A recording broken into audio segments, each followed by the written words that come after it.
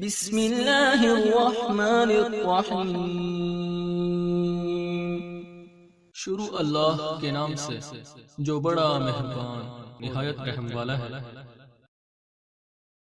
اعوذ باللہ من الشیطان الرجیم، بسم اللہ الرحمن الرحیم، الحمد للہ والصلاۃ والسلام علی اہلہا، اللہم صلی علی محمد وآل محمد وعجل فرجہم۔ محترم ناظرین و سامعین، السلام علیکم۔ آج کی نئی ویڈیو کے ساتھ حاضر خدمت ہیں، میں ہوں علی روحانی اور آپ دیکھ رہے ہیں ہمارا آفیشیل یوٹیوب چینل۔ محترم ناظرین و سامعین، جیسا کہ آپ سب واقف ہیں کہ آج کل جو ہماری سیریز چل رہی ہے وہ بعد از عاشورہ چل رہی ہے، جس میں ہم 11 محرم سے قیام جناب امیر مختار تک کے واقعات، مستند واقعات آپ کی خدمت میں پیش کر رہے ہیں، اور الحمدللہ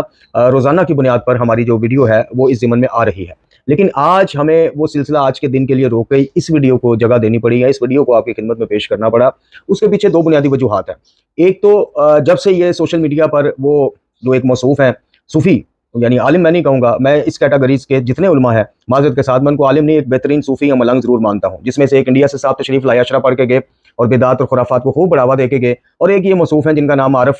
کاظمی صاحب ہے جی، اور غالباً جان علی شاہ کاظمی صاحب جو خود عالم دین ہیں، ان کے یہ صاحبزادے ہیں۔ تو جب سے ان کا وہ کلپ وائرل ہوا ہے جس میں یہ قبلہ جواد نقوی صاحب جو ہیں ان کے حوالے سے، حالانکہ دونوں کی بیس ایک ہے، یعنی تصوف کے حوالے سے اور ملا صدرہ کے حوالے سے، ان کے جو والد ہیں جان شاہ کاظمی صاحب وہ بڑی وکالت کرتے ہیں ان کی، لیکن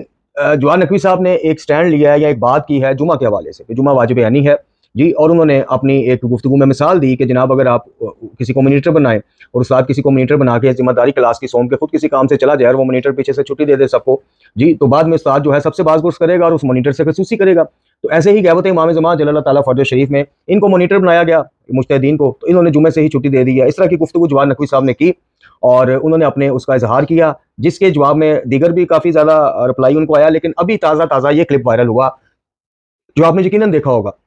ہم اس لیے نہیں لگا رہے کہ پھر ویڈیو کی طوالت زیادہ ہو جاتی ہے، طویل ویڈیو ہو جاتی ہے، جس میں قبلہ جواد نقوی صاحب کو رپلائی کرتے ہوئے جان شاہ کاظمی صاحب فرما رہے ہیں کہ جناب آپ یا تو دعویٰ اجتہاد کر دیں، یہ ہے وہ ہے نماز جمعہ، یعنی حکومت نے ایک فیصلہ دے رہے ہیں کہ نماز جمعہ کو جناب واجب نہیں ہے، مستحب ہے جب تک حکومت الہیہ قائم نہیں ہوتی اور امام نہیں آتے، اس طرح کی چیزیں۔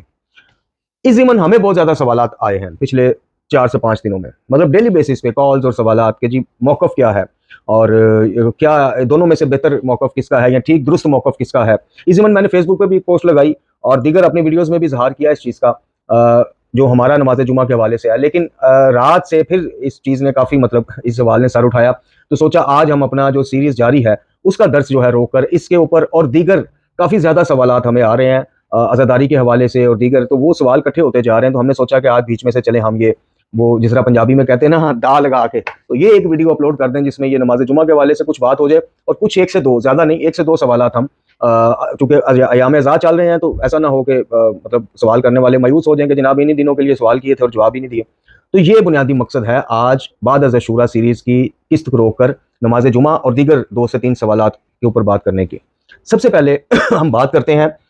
جو دیگر ہمیں سوالات موصول ہوئے ہیں ان کے اوپر بات کر لیتے ہیں، چونکہ نماز جمعہ کے اوپر گفتگو تھوڑی طویل ہو سکتی ہے، تو اس وجہ سے کچھ ناسازی طبیعت کی وجہ سے آج کل آپ دیکھ رہے ہیں کہ ویڈیو طویل ہم سے بن بھی نہیں پا رہی ہیں۔ اچھا جی، شیخ نفیس صاحب ہیں جناب لاہور سے، یہ کہتے ہیں کہ سید سجاد اور دیگر ائمہ اطہار کی عزاداریاں کیسی تھیں؟ آپ نے بار بار کہا کہ جناب عزاداری وہ ہے جو سید سجاد جو واقعہ کربلا کے عینی شاہد ہیں انہوں نے سر انجام دی، یا سیدہ ثانی نے سر انجام دی، تو وہ ہے کیا تھی؟ رہنمائی فرمائیں۔ تو میرے عزیز، یہ تو ہم بڑی اپنی ویڈیوز میں جو ہے اس چیز کا مختصراً احوال بیان کر چکے ہیں کہ جناب رسول اللہ صلی اللہ علیہ وآلہ وسلم خاتم الانبیاء سے لے کر آخری معصوم تک جو عزاداری ثابت ہے وہ ذکر مصائب امام علی مقام سن کر کریا کرنا ہے، نمبر 2، یہ نمبر 1 تھی۔ نمبر 2، وہ ذکر شہادت یا واقعہ شہادت کے ایام جو ہیں ان میں اپنے آپ کو حالت غم اور سوگ کی کیفیت میں رکھنا ہے، یہ بھی ثابت شدہ ہے، اور یہ برادران کی کتب میں بھی روایت ہے، جناب عبداللہ ابن عباس سے بھی ہے رضی اللہ تعالیٰ عنہ، اور جناب ام سلمہ سلام اللہ علیہا ام المومنین ان سے بھی ہے کہ وقت عاشور یعنی وقت عصر روز عاشور ان دونوں نے اپنے اپنے خواب بیان کیے ہیں جو حدیث کی کتب میں بھی موجود ہیں اور تاریخ کی کتب میں بھی موجود ہیں، کہ آپ نے رسول اللہ صلی اللہ علیہ وآلہ وسلم کو ان دونوں شخصیات نے حالت غم حالت سوگ میں دیکھا اور بے چینی کی حالت میں دیکھا، اور آپ نے ایک شیشی اٹھائی ہوئی ہے جس میں کچھ خون ہے، اور آپ فرما رہے ہیں کہ میرا بیٹا حسین کربلا میں ذبح کر دیا گیا اور یہ میں اس کا خون اکٹھا کر کے لایا ہوں۔ تو یہ تو ثابت شدہ عزاداری ہے، یعنی گریہ کرنا نمبر 1، نمبر 2 حالت غم اور سوگ کی کیفیت اختیار کرنا، اور اس کے بعد جو ائمہ اطہار سے یعنی سید سجاد سے بیچ میں پھر سلسلہ جناب مولا کائنات جناب امام حسن مجتبیٰ علیہ السلام کا جو ملتا ہے وہ بھی گریہ کرنے تک یا اس واقعے کی پیشین گوئی سن کے غم زدہ ہونے تک ہے۔ اس کے بعد جو ہے جناب سید سجاد سے آپ آخری امام تک آ جائیں تو آپ نے مجالس کا اہتمام کیا، بالکل کیا۔ ان مجالس میں کیا ہوتا تھا؟ ان مجالس میں حلقے لگا کر قمیضیں اتار کر ماتم نہیں ہوتا تھا، معذرت کے ساتھ کوئی بندہ آپ کو ثابت نہیں کر سکتا، ایون کہ جناب سید سجاد سے آخری امام تک کوئی سینہ زنی بھی آپ کو ثابت نہیں کر کے دے سکتا۔ لیکن ظاہر ہے کہ اس کو عمل مباح کہا گیا، لیکن اس کی بھی کچھ شرائط بھی بیان کی گئی ہیں جو اکثر و بیشتر ہمیں نہیں بتائی جاتی، یعنی سینہ زنی کرتے ہوئے بھی آپ نے ہاتھ اتنی زور سے سینے پر نہیں مارنا کہ نشان پڑ جائے جی، اور کچھ علماء کے نزدیک تو اگر نشان پڑ جائے، زخم ہو جائے تو آپ خود جرمدار ہوئے ہیں اس چیز پہ کہ جس چیز کے تحت منع کیا گیا ہے کہ اپنے جسم کو نقصان نہ پہنچائیں۔ دوسری چیز کہ ان ائمہ طہار کی محافل میں کچھ شعراء تشریف لاتے تھے، واقعہ کربلا کو اپنی شاعری کے اندر سموئے ہوئے پیش کرتے تھے جی، اور جناب سید سجاد چونکہ خود عینی شاعر تھے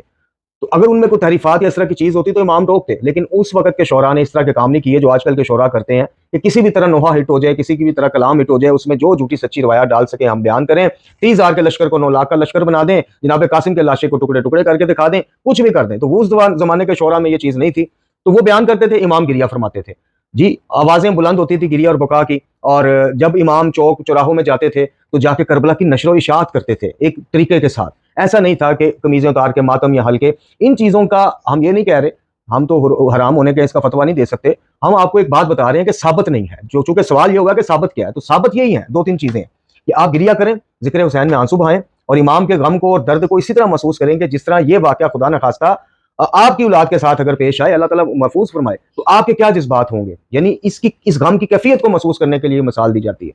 چوتھا یہ تھا کہ کربلا کے واقعے کی نشر و اشاعت کو تبلیغ دین کا بھی نستیوں نے ہمیشہ ذریعہ بنایا، یعنی پیام کربلا یا پیام امام یا امام کا وہ سٹینڈ یزید کی بیعت سے انکار کا، وہ سارا کھول کھول کر لوگوں کو بتاتے تھے۔ تو یہ وہ عزاداری ہے، یہ وہ پیٹرن ہے جو ائمہ نے خود ہمیں دیا ہے، یعنی ان کی مجالس میں اللہ کی حمد و ثنا کے بعد جو ہے دین اسلام پر بات ہوتی تھی، احکام شریعت کی کچھ مسائل پہ گفتگو ہوتی تھی، اور پھر کربلا کے واقعے جیسے میں نے بتایا کہ مسائل بھی بیان ہوتے تھے، ساتھ ساتھ شریعت بھی بیان ہوتی تھی کہ اسی شریعت کی پاسداری کے لیے اور حیا کے لیے اور اس کو بچانے کے لیے ہی تو یہ قربانی دی گئی تھی۔ تو وقت کے ساتھ ساتھ جس طرح سے اب یہ کہا جاتا ہے، اب اسی موصوف جس کا میں نے ابتدا میں ذکر کیا، ان کا میرے پاس ایک کلپ پڑا ہوا ہے جس میں یہ کہہ رہے ہیں کہ جی 13 رجب کو اگر کیک کٹتا ہے تو لوگ وجہ پوچھتے ہیں کہ جناب 1300 میٹر لمبا کیک بنا ہے، وجہ تو لوگ بتاتے ہیں کہ جی یہ وجہ ہے، جشن امام زماں ہے یا 13 رجب ہے، پھر تحقیق ہوتی ہے، پھر لوگ شیعہ ہوتے ہیں جی، کوئلوں پر ماتم ہوتا ہے تو لوگ بڑے حیران ہوتے ہیں، جمع ہوتے ہیں، ایک مجمع لگاتے ہیں، ایک تماشا دیکھنے آتے ہیں، پھر وجہ پوچھتے ہیں تو لوگ بتاتے ہیں کہ جی یہ کربلا کے واقعے کی یاد میں لوگ پھر کربلا پڑھتے ہیں، پھر شیعہ ہوتے ہیں، یہ یعنی زنجیر زنی کا بھی یعنی یہ ثابت یہ کرنا چاہ رہے تھے کہ ان چیزوں نے شیعوں کو بڑھاوا دیا، معذرت کے ساتھ ان چیزوں نے شیعت کو بڑھاوا نہیں دیا، انہوں نے یا ملنگیت کو بڑھاوا دیا ہے یا بدعت اور خرافات کو بڑھاوا دیا ہے۔ یعنی یہ کون سا طریقہ ہے کہ جو ائمہ طہار کو نہیں پتا تھا، سید سجاد کو نہیں پتا تھا، ان کے ساتھ تو یہ سب بیتا ہوا تھا، تو کیا ہی اچھا تھا کہ وہ 10 محرم والے دن چلیں باہر، حکومت وقت ظالم تھی، اجازت نہیں دے، اپنے گھر کے آتے میں کچھ مومنین کو جمع کر کے اس طرح کے عمل کر دیتے تاکہ جب لوگ باہر جائیں اور لوگوں کو بتائیں کہ جی آج یہ ہوا تھا، کیوں ہوا تھا، جی اس وجہ سے ہوا تھا، اچھا پھر وہ بھی شیعہ ہوتے، شیعت کو بڑھاوا ملتا۔ کوئی ایسی چیز جو ہے جو ائمہ سے ثابت نہیں، قرآن سے ثابت نہیں، اس کی کم از کم جو ہمیں کرنی چاہیے چیز وہ یہ کرنی چاہیے کہ اس کی وکالت نہیں کرنی چاہیے، اس کو بڑھاوا نہیں دینا چاہیے۔ لیکن افسوس ان صاحبان ماما پر اس طرح کی گفتگو نہ کریں تو پھر ان کو اسی مجلس میں بیٹھے اگلی مجلس کی بکنگ کیسے ہو جی، آپ خود سوچیں۔ اور یہ ابھی میں خیر اس کی طرف آتا ہوں، بہرحال تو یہ آپ کے مختصراً سوال، آپ کے سوال کا مختصراً جواب تھا کہ ائمہ سید سجاد اور دیگر ائمہ کی عزاداریاں میرے عزیز ایسی تھیں کہ جو رسول اللہ سے ثابت ہے، چونکہ دین مکمل ہو گیا، دین اور شریعت کو جناب رسول اللہ مکمل کر گئے، اور مکمل کرنے سے پہلے شہادت حسین کی خبر سناتے ہوئے ان کا گریہ کرنا، پھر ان کا جناب عبداللہ ابن عباس اور جناب ام المومنین کی خواب میں آ کر حالت غم اور سوگ کی کیفیت کا اظہار کرنا، یہ اس چیز کی دلیل ہے کہ ہمیں شریعت مقدسہ میں امام علی مقام کا ذکر مصائب سن کر آنسو بہانے سے نہ منع کیا گیا ہے بلکہ مستحسن قرار دیا گیا ہے، سنت رسول بنا دیا گیا ہے صلی اللہ علیہ وسلم۔ تو یہ ائمہ سے جو ثابت چیزیں ہیں 3-4 وہ میں نے آپ کو بتا دی۔ اب دوسرا سوال جناب حسن سجاد صاحب فیصل آباد سے، غیر اللہ سے بطور وسیلہ مانگنا شرک کیسے ہے؟ پھر آپ کو میں پلٹاؤں گا قرآن اور اہل بیت کی طرف۔ سب سے پہلے تو ہماری اس سوال پہ تو بے شمار ویڈیوز ہیں ماشاءاللہ، آج کی ویڈیوز کو اگر آپ ڈال لیں تو 364 ہماری ویڈیوز ہو جائیں گی، جن میں سے 300 سے زیادہ ویڈیوز اسی سوال سے ریلیٹڈ ہیں، یعنی عقیدہ جو وسیلے کا ہے اور حاضر و ناظرین مسائل پہ۔ یہ بات آپ کو مجھے سمجھ آتی ہے کہ بطور وسیلہ مانگنا شرک کیسے ہو گیا،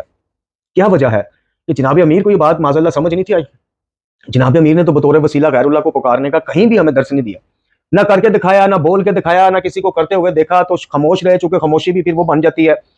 یعنی مطابقت بن جاتی ہے کہ اس عمل کو دیکھا خاموش رہے، اس کا مطلب اعتراض کوئی نہیں، اس طرح کا کوئی عمل ثابت نہیں۔ پھر وصیت نامہ کی طرف آئیں مکتوب نمبر 31 میں، دیکھیں میں آپ کو ایک عام سی مثال دے کر سمجھاتا ہوں۔ ہمارے والد اگر ہمیں کہیں کہ کوشش کیا کرو کہ آپ کو جب بھی ضرورت ہو آپ مجھے بتایا کرو، اپنے تایا جان سے یا چچا سے یا ماموں سے یا فلاں انکل سے، خالو سے، آپ نے پیسے نہیں مانگنے یا کوئی تقاضا نہیں کرنا، اب ہمارے والد نے ہمیں کیا کہا کہ کوشش کیا کرو. اب اس سے کیا مطلب ہوا کہ کوشش کرو حتی المقام بچنے کی, لیکن اگر مانگ بھی لوگے کسی ضرورت کے تحت تو چلو کوئی اتنا بڑا جرم نہیں جی, چونکہ انہوں نے یہ کہا کہ کوشش کیا کرو, کوشش کیا کرو. کوشش سے مراد ہے کہ حتی المقام بچنے کی کوشش کرو کہ اپنے باپ کے علاوہ کسی کو اپنی ضرورت نہ بتاؤ یا پیسے نہ مانگو, لیکن کسی بامر مجبوری ایسا کر لو گے تو کوئی نہیں. اب ایک دوسری طرف اس کو ہم اس مثال کو دوسری طرف لے کے جاتے ہیں. ایک والد اپنی اولاد کو کہتا ہے کہ خبردار جب سوال کرنا, جب مانگنا مجھ سے مانگنا, کیونکہ میں ہی تمہیں دینے پر بس اختیار رکھتا ہوں, یا میں ہی بس تمہیں دوں گا. اب یہ مطلقاً اس نے ایک قسم کا شرعی لینگویج یوز کریں تو حرام قرار دے دیا اپنی اولاد پہ کہ میرے علاوہ کسی سے مانگنا کچھ نہیں. ٹھیک ہو گیا. اب مکتوب نمبر 31 کے ان الفاظ کی طرف آئے کہ جب سوال کرو, جب سوال کرو اپنے پروردگار سے کرو. کیوں کہ دینا نہ دینا بس اسی کے اختیار میں. بس کا لفظ ہے, عربی متن بھی پڑھ لیجیے گا, مفتی جعفر صاحب کا اردو ترجمہ بھی پڑھ لیجیے گا. اور شروع کہاں سے ہو رہی ہے؟ کوشش کرو سے نہیں ہو رہی کہ کوشش کرو جب بھی سوال کرو اللہ سے کرو, یا پھر بطور وسیلہ رسول اللہ صلی اللہ علیہ وسلم کے بعد آل محمد علیہ السلام کو نہیں. جب سوال کرو, اور کیا کسی نے امام معصوم کو. اچھا یہاں پہ یہ بھی دھوکہ دیا جاتا ہے کہ یہ وصیت تو معصوم کے لیے ہے, ہم تو معصوم نہیں ہیں, ہمیں تو وسیلوں کی جگہ جگہ ضرورت ہے. بالکل ہے, اور بالکل ہم معصوم نہیں ہیں. سب سے پہلے تو مجھے یہ بتائیے کہ کیا امام کی 2 تعلیمات ہوتی ہیں اپنی اولاد کے لیے, معصوموں کے لیے اور غیر معصوموں کے لیے اور؟ یعنی معصومین کے لیے کچھ فرائض اور ہیں تو ہمارے لیے اور ہیں, معصومین کے لیے دعا مانگنے کا طریقہ اور ہمارے لیے اور ہے. یہ تو پھر آپ مدعا امامت کا ہی سارا کھانا خراب کر رہے ہیں. یعنی لوگوں کو آپ خود بتا رہے ہیں کہ ہمارے امام وہ تھے معاذ اللہ جو 2 قسم کی تعلیمات دے کے گئے. دوسری بات یہ ہے کہ ہم بالکل محتاج ہیں ان کی شفاعت کے, قرآن کی شفاعت کے, اہل بیت کی شفاعت کے, ان کے وسیلے کے. تو اس کا کیا مطلب ہے کہ جس کو وسیلہ پیش کرنا ہے اسی کو ہٹا دیں اور ڈائریکٹ وسیلے سے مانگنا شروع کر دیں جی ہم گناہ گار ہیں ہماری بات. یہ تو وہ سوچ ہے جو مشرکین مکہ کی نقل کی ہوئی ہے قرآن نے بھی اور تاریخ نے بھی, کہ ہم اللہ کا مانتے ہیں جی, اللہ ہی بنانے والا ہر چیز کو, ہم تو گناہ گار بولتے ہیں, اس کے آگے ہمارے سفارشی ہیں. اور امام جب واضح کر رہے ہیں اس چیز کی تو اور سینسٹیوٹی بڑھ جاتی ہے, حساسیت بڑھ جاتی ہے کہ جب ایک معصوم کو سپیر نہیں امام کر رہے اور ان کو پابند کر رہے ہیں کہ جب سوال کرنا اللہ سے کرنا, اور پھر ساتھ وجہ بتا رہے ہیں کیونکہ دینا نہ دینا بس اسی کے اختیار میں ہے, تو پھر آپ کے اور میرے پاس کیا عذر باقی رہ جاتا ہے؟ تو وسیلے کا پہلے مفہوم جانیے. وسیلے کا یہ مطلب نہیں ہے, وسیلہ ہے اس تک پہنچنے کا, اس کی خوشنودیوں تک, اس کے احکام تک پہنچنے کا, سمجھنے کا. یہ وسیلہ نہیں ہے کہ اسی کو آپ سائڈ پہ کر دیں اور بی اور ہی اور ولایت تکوینی کے چکر میں آپ وسیلے کو وہی مقام دے بیٹھیں کہ جس کو وسیلہ پیش کرنا ہے, وہی والا مقام آپ خود وسیلے کو دے بیٹھیں. اسی لیے کہا جاتا ہے کہ آپ پڑھیے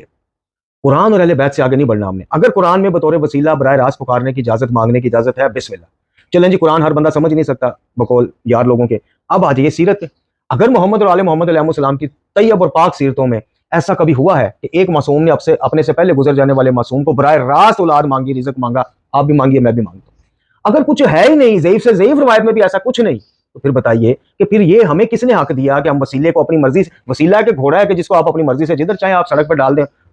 بگاتے پھریں؟ ایسا نہیں. تو یہ مختصراً بہرحال جواب, جیسے میں نے آپ کو بتایا طبیعت کی ناسازی کی وجہ سے تھوڑا بولنے میں مسئلہ ہوتا ہے. اب چلتے ہیں جی اپنے مین موضوع پہ, نماز جمعہ. یہ عدنان غازی, سلمہ حبیب اور اشتیاق حسین, محمد منور خان اور جناب سید عارف حائری صاحب, یہ کوئی 5-6 لوگ ہیں جن کا یہ ایک ہی سوال ہمیں کل سے اب تک موصول ہوا اور اس سے پہلے بھی, کہ جناب سید جواد نقوی اور جناب عارف کاظمی صاحب کے موقف میں سے موقف کس کا ٹھیک ہے. دیکھیے ہم تو اپنی بات کر سکتے ہیں اور دلیل کے ساتھ انشاءاللہ آپ کی خدمت میں مختصراً پیش کریں گے. نماز جمعہ یہ وہ واحد نماز ہے, یعنی قرآن کا وہ سورہ اور وہ آیت آپ دیکھیں کہ جس میں کہا گیا ہے کہ جب جمعہ کا وقت ہو, یعنی خلاصہ پیش کر رہا ہوں, خرید و فروخت چھوڑ دو. مجھے بتائیے کہ نماز پنجگانہ سمیت, نماز عیدین سمیت کوئی نماز بتائیں جس کے لیے قرآن میں حکم ہو کہ خرید و فروخت ترک کر دو. پھر نماز جمعہ وہ واحد نماز ہے جس کے لیے آپ دوڑ کے بھی جائیں, بلکہ دوڑ کے ہی جائیں, تیزی سے جائیں, جلدی کریں. عام نماز پنجگانہ کی جماعت کے لیے آپ کو یہ ہے کہ ٹھہر کے اطمینان سے آرام سے چلو, گھر سے کچھ دیر پہلے چل لو. اس کے بعد یہ نص قرآنی سے واجب ہے. اس اجتہادی ماحول نے یا اس اجتہاد نے یہ کوئی نماز جمعہ نہیں ہے جو اس کی نظر ہوا اجتہاد کی. آپ کا عقیدہ توحید, سب سے پہلے تو میں بات کرتا ہوں کہ عارف کاظمی صاحب ہوں, جواد نقوی صاحب ہوں.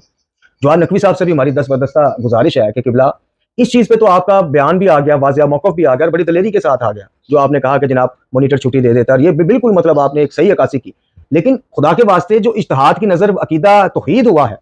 اس پہ بھی گفتگو فرمائیے, اور اسی طرح بتائیے سب کو کہ مکتب تشیع کی پہچان اور جو اس کا چہرہ ہے وہ توحید ہے, اور کس طرح سے اجتہاد کے نام پہ شب خون مارا گیا ہے, کس طرح سے گنجائشیں اور چور دروازے کھولے گئے ہیں. ولایت تکوینی کیا ہے؟ ایک بہت بڑا چور دروازہ ہے نقب لگانے کے لیے عقیدہ توحید کو. ولایت تکوینی کا نام, ولایت تکوینی سمیت اس کے کام, اس کا کوئی سرا ہمیں معصومین علیہ السلام کی سیرت سے, فرامین سے نہیں ملتا, اور نہ قرآن سے ملتا. جو معصومین کی ولایت ہے وہ رب کی ولایت سے الگ, یہ رب کی اطاعت تک ولایت تک لے جانے والی ولایت ہے, وہ الگ سے نظام نہیں بنا دیا گیا. تو سب سے پہلے تو عارف کاظمی صاحب کے اوپر ہماری ویڈیوز موجود ہے، اپنا عقیدہ توحید ٹھیک کریں جناب کاظمی صاحب، اس کے بعد آپ اچھے لگتے ہیں یہ فروعاتی معاملات میں بات کرنا، آپ کا تو عقیدہ توحید ہی ملنگانہ ہے، ہم نے کتنے کلپ آپ کی اپنی ویڈیوز میں لگائے ہوئے ہیں، بتائیے جس کا عقیدہ توحید ٹھیک نہیں ہے اس کے لیے مستحب ہو جمعہ یا واجب ہو، وہ پہلے اپنے عقیدہ توحید کی تو اصلاح کرے۔ دوسری بات یہ ہے کہ نماز جمعہ کو اکابرین کی اکثریت نے واجب یعنی کہا ہے، یہ ایک اجتہادی اشتباہ ان کو ہوا، جیسے میں نے آپ کو بتایا کہ اجتہاد کے نظام سے جہاں ملت جعفریہ یا مکتب جعفریہ کو بہت زیادہ فوائد ہوئے ہوں گے، وہاں پہ بدقسمتی سے اس اجتہاد کی نظر بہت زیادہ چیزیں ہوئی ہیں، یعنی ایاک نعبد و ایاک نستعین اس کی نظر ہوا ہے، اس اجتہاد کی تعویلیں بیان کی جاتی ہیں، ایسے مانگ لیں تو پھر شرک ہے، اگر اس طرح سے گھوم کر آ جائیں یعنی اللہ کے اطاعت کے ساتھ عطا کرنے والا سمجھیں تو جائز ہے، اگر اس طرح سے مخاطب کر لیں تو ناجائز ہے، اس طرح یہ یعنی ایک سٹریٹ فارورڈ بات ہے قرآن کے پہلے صفحے میں پہلے سورہ میں کہ نہ عبادت کسی کی ہوگی نہ کسی کی مدد ہوگی اللہ کے سوا، سٹریٹ فارورڈ۔ اب بتائیے اس میں کیا متشابہات والی بات، طویلیں اسی اجتہاد کی وجہ سے، چند شخصیات کے اجتہاد کی ہم بات کر رہے ہیں۔ تو سب سے پہلی بات تو یہ ہے کہ ہم گزارش کرتے ہیں کہ جو اجتہاد کی نظر نماز جمعہ کی واجبیت ہوئی ہے، اس کے علاوہ سب سے پہلے عقیدہ توحید ہوا ہے، بدعات اور خرافات کا رواج آپ دیکھ لینا، میں کہتا ہوں یعنی قرآن کہتا ہے کہ اپنی جانوں پر ظلم نہ کرو، ڈکو صاحب نے اسی استدلال سے زنجیر زنی کے حوالے سے اس کی حرام ہونے کا فتویٰ دیا، اور دیگر اکابرین نے بھی۔ ایک آیت اللہ صاحب کہتے ہیں کہ میں کہتا ہوں مارو کما، میں کہتا ہوں مارو، خوب کما مارو، خوب زنجیر مارو۔ اب بتائیے، اب قرآن کا وہ واضح حکم جس میں کوئی اشتباہ نہیں، کوئی متشابہ نہیں، صاف کہا گیا کہ اپنی جانوں پر، اپنے ہاتھوں اپنی جانوں کو ہلاکت میں مت ڈالو، وہ کدھر گیا؟ نماز جمعہ کو حج اصغر بھی کہا گیا، عید بھی کہا گیا، نماز جمعہ کی فضیلت میں ائمہ طہار کی کتنی احادیث ہیں، شمار سے باہر۔ روزہ جمعہ کے آداب ہیں، مجھے یہ بتائیے کہ اللہ تعالیٰ قرآن میں یہ وہ واحد نماز ہے جس کے لیے خرید و فروخت ترک کرنے کا کہہ رہا ہے، کیا اللہ کو نہیں پتا تھا کہ میں نے ٹھیک 200-250 سال بعد جو آخری حجت ہے اس کو غیبت میں لے جانا ہے، اور پھر 1200-1400 اور اللہ جانے کتنے 100 سال تک یہ غیبت چلنی ہے، تو جمعہ تو ان پر ساقط ہو جانا ہے؟ یعنی اگر اس اینک سے آپ دیکھیں، عارف کاظمی اور اہل و عیال ہم نوا ان کی اینک سے آپ دیکھیں کہ جمعہ جناب غیبت امام میں تو ساقط ہے یا مستحب ہے یا اختیاری ہے یا فلاں جو بھی ہے، اللہ رب العزت جو جمعے کو واجب قرار دے رہا ہے، جو خرید و فروخت ترک کرنے کا، اس کو نہیں پتا تھا کہ 200-250 سال بعد یہ معاملہ ہو جانا ہے کہ آخری حجت کو میں نے اپنے اذن سے غیبت میں لے جانا اور ایک لمبی غیبت چلنی ہے، تو پھر یہ جمعے کے ثواب سے یہ جو امت گزرے گی 1200-1400-2000 سال جب تک غیبت کبریٰ ہے، ان کا کیا قصور کہ جمعہ پڑھنے کے اس سے محروم رہ جائیں ثواب سے؟ تیسری بات یہ ہے کہ مجھے یہ بتائیے، مجھے ثابت کیجئے کہ ایسا ہو سکتا ہے کہ جناب امیر سے لے کے جناب امام زمان تک آئمہ جمعے کی ترغیب آپ کو اور مجھے دلوائیں، ابھی میں بتاتا ہوں آپ کو انشاءاللہ ثابت کرتا ہوں، آپ اور مجھے ترغیب دلوائیں خود جمعہ نہ پڑھیں؟ معاذ اللہ ایسا ہو سکتا ہے؟ محال ہے یہ چیز کہ آئمہ ایک چیز کی ترغیب دیں اور خود نہ کریں۔ وہ جو روایت پیش کی جاتی ہے کہ امام جعفر صادق علیہ الصلوۃ والسلام سرکار نے بنی امیہ اور بنی عباس کے مقرر کردہ پیش نمازوں کے پیچھے جمعہ پڑھنے والوں کی سرزنش کی یا ممانت ہے، وہ تو آج بھی قائم ہے وہ چیز، یعنی پیش نمازی کی شرائط میں سے اگر کوئی بندہ پیش نماز جو ہے جھوٹا ہے، غیبت کرتا ہے، دیوانہ ہے، یا بہت زیادہ اس کا غافل رہتا ہے شریعت کے کام سے، یا جو بھی شرائط ہیں ان پہ پورا نہیں اترتا، تو آج بھی ممانت ہے۔ نماز جمعہ چھوڑیں، آپ نماز پنجگانہ کی جماعت اس کے پیچھے نہیں پڑھ سکتے۔ اور یہ جو ان کو اشتباہ ہوا ہے اجتہاد کرتے ہوئے، وہ یہ ہوا ہے کہ جناب امام عادل کی شرائط ہے پیش نمازی کے لیے، انہوں نے وہ امام عادل اٹھا کے امام وقت کو بنا لیا، یعنی جب تک امام عادل امام کے بغیر یہ وہ نماز ہے، نماز عیدین ہو یا نماز جمعہ ہو، کہ یہ ان کی جماعت امام عادل کے بغیر، یعنی ایک وہ امام جو شرائط پہ پیش نمازی کی پورا اترتا ہے، اس کے بغیر ہو نہیں سکتی۔ اب یہاں سے اشتباہ کھاتے کھاتے یہ معاملہ یہاں تک پہنچ گیا کہ امام وقت جو ہے جیسے امام زمان، جب تک یہ اپنی ابتدا میں نماز نہیں پڑھائیں گے جمعے کی، جمعہ واجب نہیں رہا۔ یہ اشتباہ کھاتے اجتہاد پر اجتہاد آج معاملہ یہاں تک پہنچ گیا ہے کہ وہ نماز جس کی فضیلت میں قرآن اور اہل بیت کے جناب فرامین چھلک رہے ہیں،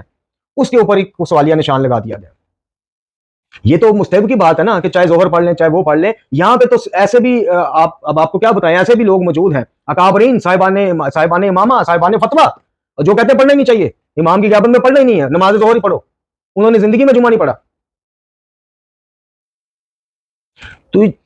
سب سے پہلے آپ سیرت دیکھیں، قرآن آپ نے سن لیا، اب سیرت پہ آئیں، کیا وجہ ہے؟ کوئی ایک بندہ دلیل دے سکتا ہے کہ مولا کائنات سے امام زمان تک یا امام حسن عسکری علیہ الصلوۃ والسلام تک کسی نے جمعہ نہیں تھا پڑھا؟ فضائل بیان کیے تھے، ترغیب دلوائی تھی کہ تم پڑھو جمعے کو، یہ کیا کرو، جمعے کی نماز کے لیے ایسے جایا کرو، نماز کے بعد یہ ترغیب دلواتے رہے، خود نہیں پڑھتے رہے۔ یہ اس سے بڑا بھی الزام کوئی ائمہ پر ہوگا؟ اس اجتہاد کی نظر حضور والا، پھر آپ لوگ کہتے ہیں کہ جناب مجتہدین پر بات کرتے ہیں، مجتہدین اور معصومین میں فرق کرنا سیکھیے۔ یہ بات تھی کہ جو جمعے کی جماعت ہے امام کے بغیر نہیں ہوگی، اور امام بھی وہ جو پیش نمازی کی شرائط پر پورا اترتا ہے، اور وہ شرط آج بھی ہے۔ مجھے یہ بتائیے امام جعفر صادق علیہ الصلوۃ والسلام مدینہ میں تھے تو پوری دنیا کے ان کی حکومت قائم تھی؟ مجھے بتائیں، امام حسن علیہ السلام کی ظاہری جو خلافت ہے 6 ماہ کی، اس کو نکال دیجیے، اور اس سے پہلے مولا کائنات کے 4 سال 9 ماہ یا 5 سال نکال دیجیے. مجھے بتائیے آج تک حکومت الہیہ جس کی سربراہی ایک امام کر رہا ہو، امام وقت، امام وہ قائم ہوئی؟ نہیں ہوئی. تو پھر اس دوران جتنے ائمہ گزرے ہیں، جمعے کے بغیر پڑھے بغیر گزرے ہیں، یا جمعہ پڑھنا انہوں نے منع کر دیا تھا؟ حکومت اس وقت بھی نہیں تھی. اور اگر آپ کہیں جی بنفس نفیس امام موجود تھے، تو ایک علاقے میں موجود تھے، کوفہ میں تھے تو مدینہ میں نہ تھے، مصر میں نہ تھے، یورپ میں نہ تھے، ہندوستان میں نہ تھے، ایران میں نہ تھے. اگر مدینہ میں تھے تو دیگر جگہوں پہ نہیں تھے. تو پھر جو دیگر جگہوں والے ہیں ان کا جمعہ تو گیا، پھر ان کو ترغیب کیوں دلواتے رہے امام؟ آئیے اب آپ کو جناب شیخ صدوق کی من لا یزل الفقیہ، جس کا مطلب ہی یہ ہے، یعنی لوگ کہتے ہیں کہ جی اس کتاب کو عالم یا مجتہد بننے کے بعد پڑھنا چاہیے، یہ کرنا چاہیے. اور بھائی اس کا مطلب کیا ہے؟ من لا یزل الفقیہ کا کسی سے ترجمہ کروائیں کہ جو فقیہ کے پاس حاضر نہیں ہو سکا، دین نہیں سیکھ سکا، اس کی آسانی کے لیے، اس کے علم میں اضافے کے لیے کتاب لکھی شیخ صدوق نے. اب اس میں وہ جمعے کے لیے کیا لکھتے ہیں، آئیے. اللہ اکبر.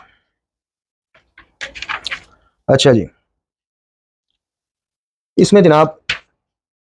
ایک فصل ہے نماز جمعہ کے حوالے سے.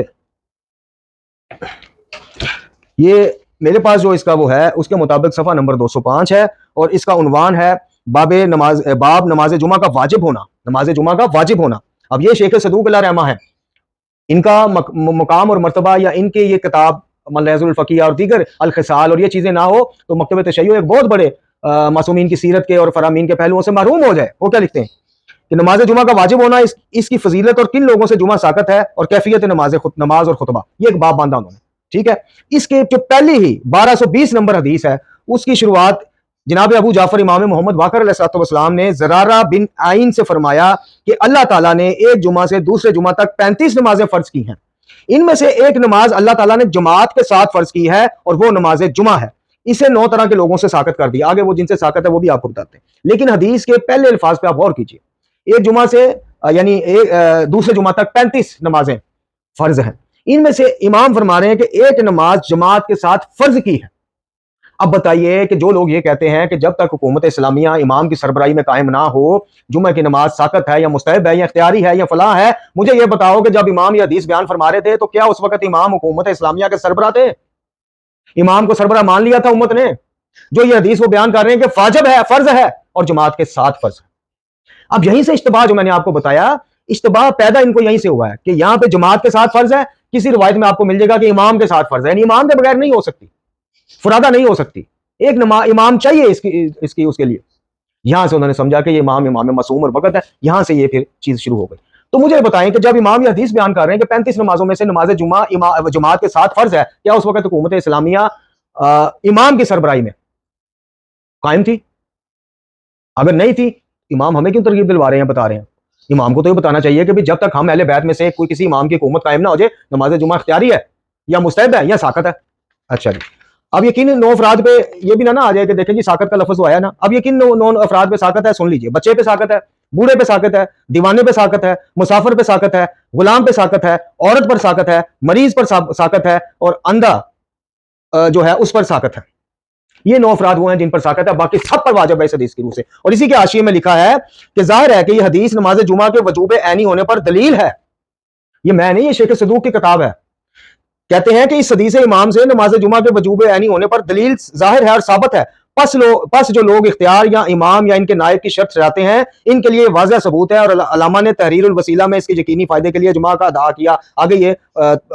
اس کی جو شرح جنہوں نے لکھی ہے وہ آگے لکھتے ہیں. لیکن جو شیخ صدوق کی اس کے الفاظ ہیں کہ اس حدیث سے نماز جمعہ کے واجب عینی ہونے میں کوئی شک نہیں رہا. اچھا، پھر جناب محمد بن مسلم امام باقر علیہ السلام سے روایت کرتے ہیں کہ آپ نے فرمایا کہ اگر 7 نفر مومنین یعنی 7 مومنین کی تعداد ہے تو نماز جمعہ ان پر واجب ہے، اور اس سے کم تعداد پر واجب نہیں. امام اور قاضی اور مدعا علیہ 2 گواہ، ایک وہ جو امام کے سامنے حد جاری آ گیا اور مسئلہ، یعنی 7 مومنین اکٹھے ہوں تو نماز جمعہ ہی پڑھیں گے، ان پہ واجب ہوگی. اس سے کم ہوں گے تو پھر کسی روایت کے مطابق فرادہ نماز ظہر پڑھیں گے جو بھی بھر. اس کے بعد امام فرماتے ہیں کہ نماز جمعہ کا اول وقت زوال آفتاب سے لے کر 1 ساعت تک کا ہے، لہٰذا اس کی پابندی کرو اور جمعہ ادا کرو. لو بھائی، حکومت اسلامیہ قائم نہیں بقول آج کل کے کچھ صاحبان امامہ اور ان کے پیروکاروں کے، تو پھر بتائیے یہ کیوں اس وقت بھی نہیں تھی؟ تو پھر یہ کیا ہے؟ یعنی آپ امام کو یا ائمہ کو کس قسم کی شخصیات بنا کر امت کے سامنے پیش کرنا چاہتے ہیں کہ اپنی حکومت نہیں ہے تو قرآن کا ایک واضح فرمان بھی جو ہے ساقط ہو گیا یا مستحب ہو گیا، یہ بتا کر آپ پیش کرنا چاہتے ہیں امت کے سامنے؟ خدا کا خوف کیجئے. اچھا جی، शेख सदूक फरमाते हैं कि मेरे वालिद अल्लाह रहमा ने जो रसाला मेरे पास भेजा इसमें तहरीर फरमाया कि अगर तुमसे मुमकिन हो तो जुमा के दिन जब आफ्ताब तलू हो तो 6 रकात नमाज पढ़ो। खैर ये तो नफली नमाजों की आगे बात चल रही है। इसके बाद से फवान बिन यहया ने अली बिन यकीन से रवायत की है कि इनका बयान है कि मैंने अबुल हसन अलैहिस्सलाम से दरियाफ्त किया कि सफर के अंदर जुमा के दोनों रकातों में क्या पढ़ा जाए, तो इमाम ने फरमाया कुल हुवल्लाहु अहद दोनों रकातों में पढ़ो। अब मुझे ये बताइए कि इमाम ने नमाज ज़ोहर की तरगीब क्यों नहीं दी? ये रवायत मैं इसलिए पढ़ के सुना रहा हूँ कि इमाम को तो कहना चाहिए था कि नहीं भाई तुम 4 रकात नमाज ज़ोहर पढ़ो, और मसाइल भी बताते जा रहे हैं इमाम, फजीलत भी जुमे की बताते जा रहे हैं, आदाब और अहकाम भी बताते जा रहे हैं, और फिर आप लोग इस्तदलाल ये पेश करो कि चूंकि इमाम वक्त की जब तक हुकूमत नहीं आती या इमाम खुद बनफ्से नफीस नहीं आते तो जुमा साकत है या मुस्तहब है। तो फिर इमाम ने यह मसला जो बताया था मदीने में बताया था, फिर बताओ कूफे वालों, ईरान वालों, हिंदुस्तान वालों, यूरोप वालों, अफ्रीका वालों का जुमा किधर गया? एक वक्त में एक जगह मौजूद थे इमाम, चूंकि हुकूमत नहीं थी ना, हुकूमत हो तो चलें जी एक दारुल खिलाफत में बैठकर अहकाम इमाम के जा रहे हैं हर जगह, फिर तो मानने में आती है। यहाँ तो हुकूमत भी नहीं है, इमाम जाहिरी तौर पर सरबराह भी नहीं है, तो फिर एक वक्त एक जगह में बैठकर वो फतवा बता रहे हैं, मसाइल बता रहे हैं, तो इसका मतलब आपकी थ्योरी के मुताबिक दूसरी जगहों पे इमाम का फतवा या इमाम के बताई चीजें लागू ही नहीं होती। खैर इसके अलावा इमाम मूसा इब्न जाफर अलैहिस्सलाम के बारे में शेख सदूक ने एक रवायत की नकल की है कि इमाम को जुमे का इतना इश्तियाक और इंतजार होता था। अब ये वो लोग सुन लें, अभी फेसबुक पे एक मोहतरमा बड़ी मुफक्कर और बड़ी जनाब मुज्तहिदीन की वकालत में उन मुज्तहिदीन की बड़ी वो कर रही थी कि जी बताएं किस इमाम ने जुमा पढ़ा, बताएं, यानी मुज्तहिदीन को बचाते बचाते जी आइमा पर उंगली उस खातून ने उठा दी, इल्जाम लगा दिया कि बताएं जी पढ़ा किसी इमाम ने, आज तक पढ़ा किसी ने। तो ये सुन लें, ये मान लयाजुल फकिया की रवायत है, मेरी अपनी नहीं है। ये इमाम मूसा बिन जाफर अलैहिस्सलाम के बारे में बताया जाता है कि आपको जुमे का इंतजार और इश्तियाक इतना होता था कि आप पंजशब्बा से ही जुमे की तैयारी शुरू कर देते थे। अब बताइए। ओह, इसके बाद कुछ और अहकाम है जुमे के कि कौन सी सूरत पढ़नी चाहिए, कैसे वो खुतबों का जो मसाइल हैं ये वो, और इसके बाद फिर और भी रवायात हैं। जनाब समा ने इन्हीं जनाब से यानी अबू जाफर से रवायत की है कि आपने फरमाया इमाम के साथ जुमा की नमाज 2 रकात है, और अगर अकेले को पढ़े जुमे की शराइत पूरी ना हो, उन शराइत में क्या है कि 7 या 5 अदद मोमिनीन हो, एक पेश नमाज हो, ये शराइत है। ये शराइत नहीं है कि इमाम मासूम जब तक मौजूद ना हो। तो उन्होंने कहा कि इमाम ने फरमाया कि अगर जुमा की आपने फरमाया इमाम के साथ जुमा की नमाज 2 रकात है और अकेले में पढ़े तो फिर 4 रकात है, यानी 4 रकात नमाज और फिर पढ़े जब अकेला है। अच्छा जी, इमाम ने फरमाया फजल बिन अब्दुल मलिक से कि अगर किसी ने नमाज जुमा की 1 रकात को भी पा लिया तो इसने नमाज जुमा को पा लिया, और अगर इससे वो भी फोत हो गई 4 रकात दोबारा पढ़े नमाज जुमा। अब ये अहकाम बताए जा रहे हैं कि जुमा की 2 रखते हैं, 1 रकत में भी कोई शामिल हो गया जमात के साथ तो उसने अदा कर ली अपनी नमाज, और अगर वो शामिल ना हो सका तो फिर नमाज ज़ोहर पढ़े। ये है वो हकीकी मसला। किसी शरई उज़र या किसी वजह से आप जुमा की जमात में शामिल नहीं हो सके, फिर आप ज़ोहर पढ़ लें। लेकिन ये कहना कि हमें इख्तियार मिल गया गैबत इमाम में कि अपनी मर्जी करें, हम इतने नतु खैरे बन गए कि अपनी मर्जी से हम या नमाज ज़ोहर पढ़े या जुमा पढ़े, वो हुक्म कुरान एक जगह रह गया, फरामीन इमाम एक जगह रह गया, ये माफ करना, ये ना लाइसेंस आपको दे सकता है और ना किसी ने दिया है, और देने की अथॉरिटी भी किसी की नहीं है। मैंने अर्ज की इस इस्ताद की नजर बहुत कुछ हुआ मकतब जाफरिया का, थोड़ी तहकीक तो कीजिए। खैर इसके बाद बहुत ज्यादा जनाब अब्दुल अजीम बिन अब्दुल्लाह अल हसनी से रवायत है कि इमाम अली रज़ा अलैहिस्सलाम ने इरशाद फरमाया कि हर शब जुमा को जो है यानी तैयारी शुरू कर देते थे आइमा मासूमीन जुमे की नमाज की, और फिर फरमाया कि यह भी रवायत मुस्नद है कि आफ्ताब यानी सूरज ने जुमा से अफजल किसी दिन पर रोशनी नहीं डाली। तो ये सारी चीज़ें बयान करने के बाद और सुनने के बाद भी अगर हम ये समझें कि जनाब नमाज जुमा जो है वो इख्तियार मिल गया हमें या मुस्तहब हो गई, ये शराइउल इस्लाम है और ये अल्लामा हिल्ली की किताब है अल-मरूफ जामे अल-जाफरी, उसका तर्जुमा है। इसकी रिवायतें बहुत तवील हैं, ये इंशाल्लाह इसमें भी इसी किस्म की चीज़ मिली है कि जनाब वो जो इश्तबाह हुआ था कि इमाम की अगर हुकूमत हो, इमाम मौजूद हो तो फिर नमाज इमाम जुमा वो मुकर्रर करेंगे, अगर वो सरबरा नहीं भी हैं तो अगर वो कहते हैं कि फलां के पीछे जमात होगी, वो एक चीज़ अलग है। इसको मुतलकन जो है गैबत कुबरा में नाफिज कर देना कि जनाब इस इमाम से मुराद इमाम मासूम है, जब तक नहीं होंगे नमाज जुमा वाजिब नहीं, ये ज्यादती है, बहुत बड़ी ज्यादती है। अब आइए हदीस की उस किताब की तरफ कि जिससे जब आप मुज्तहिदीन से फतवा पूछते हैं किसी मसले में तो सबसे ज्यादा जिस किताब से वो इस्तिफादा करते हैं उसका नाम है मसाइलुल शरिया, जिसका उर्दू तर्जुमा वसाइलुल शिया के नाम से क़िबला आयतुल्लाह मोहम्मद हुसैन नजवी साहब ने किया जनाब, और कौम पे उर्दू दानों पे एक खास एहसान किया। इसकी ये 5वीं जिल्द के आगाज में ही नमाज जुमा के हवाले से जो है वो आप सुनते जाइए। इसके बाद आपको मुख्तसरन वो तफसीर वो फरिस्त बताते हैं कि जिन अकाबरीन के नजदीक ये वाजिब आनी है। अच्छा, ये इसके शुरू में ही यानी नमाज जुमा और इसके अदाब के बवाब हाइडिंग है, और लिखा है कि इस सिलसिले में कुल 60 बाब हैं, और शुरू में ही क्या लिख दिया कि ये नमाज हर मुकल्लफ पर वाजिब आईनी है। लीजिए, अब ये शेख हुरे आमली की किताब है, कई आरफ काज़मी को इनका रद्द करें। वो लिखते हैं कि ये हर मुकल्लफ पर वाजिब आईनी है सिवाय बूढ़े, मुसाफिर, गुलाम, औरत, बीमार, अंधे, और वो जो शेख सदूक ने कहा। अच्छा, इसमें भी इन्होंने ये शेख सदूक के सनाद के सिलसिले से ज़रारा वाली रवायत नकल की है कि 35 नमाजों में ये वाहिद नमाज है जो जमात के साथ वाजिब है। اس کے بعد لکھتے ہیں کہ علامہ شیخ صدوق علیہ الرحمٰن نے سابقہ حدیث کو اپنی کتاب الخصال میں بھی درج کیا ہے، مگر اس کے ساتھ یہ بھی تنبیہ موجود ہے کہ اس نماز میں قرت جو ہے وہ بالجہر یعنی اونچی کی جائے گی، اور غسل واجب ہے، اس طرح کی چیزیں۔ اچھا، اس کے بعد حضرت شیخ بیان کرتے ہیں، اب یہ سنیے گا، اب رسول اللہ صلی اللہ علیہ وسلم کی ایک حدیث آ رہی ہے، مجھے بتائیے کہ جناب رسول اللہ کو اللہ نے یہ علم دیا تھا کہ میری نسل میں سے ایک مہدی ہوگا، وہ قرب قیامت میں ظاہر، یہ سارا کچھ رسول اللہ صلی اللہ علیہ وسلم بتا کر گئے ہیں، تو اتنے اہم مسئلے کا ہمیں نہیں بتا سکتے تھے کہ بھائی اس دور میں نماز جمعہ واجب نہیں رہے گی؟ لیکن کیا فرما رہے ہیں سنیے، فرماتے ہیں کہ جو شخص ایمان اور قصد قربت کے ساتھ نماز جمعہ ادا کرے وہ اپنے تمام گزشتہ گناہ معاف کروا لیتا ہے۔ اب بتائیے، اب نماز ظہر کی بات نہیں ہے یہاں پہ، نماز جمعہ کی بات ہے۔